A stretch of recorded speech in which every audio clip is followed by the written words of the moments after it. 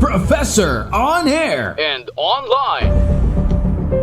Mga kabahagi, magandang balita po para sa mga naghahanap ng trabaho na atubiling mag-apply dahil po sa kanilang itsura.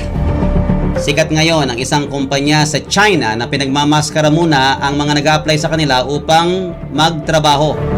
Ayon sa logistics company na Chengdu Ant Logistics na nandiyan po sa Sichuan, China, hindi mahalaga sa kanila kung ang job applicant ay pangit o maganda.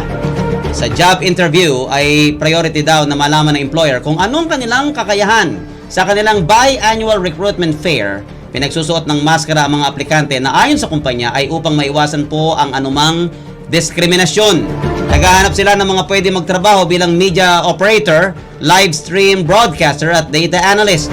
Umani naman ang papuri sa maraming sahani po na maraming netizens ang bagong style ng logistics company, bagamat may iba naman na sinasabing ito daw ay weird, kakaiba at isang gimmick lamang. Mga kaibigan, may paliwanag po ang mga eksperto kung bakit mas type na mga babaeng ibon ang makukulay na male birds sa mga kagubatan.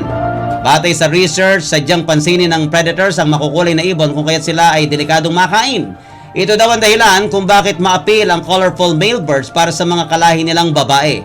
Sinasabing alam ng mga babaeng ibon ang panganib ng pagiging colorful at favorite target ng predators kung kaya't hanga sila kung ang mga ito ay makasurvive ng mas matagal. Naniniwala po ang mga babaeng ibon na mas healthy at fit ang mga lalaking ibon kung kaya't mabilis silang lumipad at matalinong matakasan o malabanan ng anumang nais na lumapa sa kanila.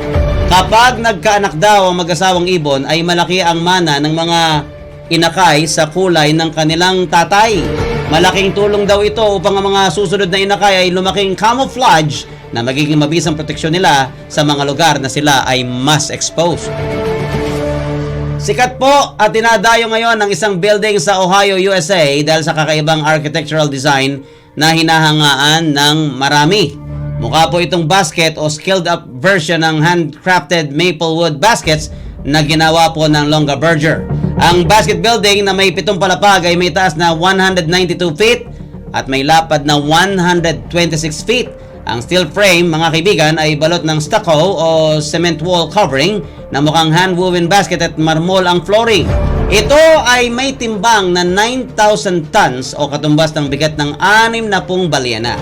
Upang bigyan ng ideya ang mga nakakakita, 4 na milyong tunay na Longaberger baskets ang kakasya dito. Ito po ay ideya ng founder ng Longaberger Company na si Dave Longaberger upang sa gusali ilagay ang mahalagang opisina ng kanilang mga negosyo. Yan po ang mga pangunahing impormasyon, ang mga trivia, tips to remember at Pine Teacher. Yan na po ang susunod.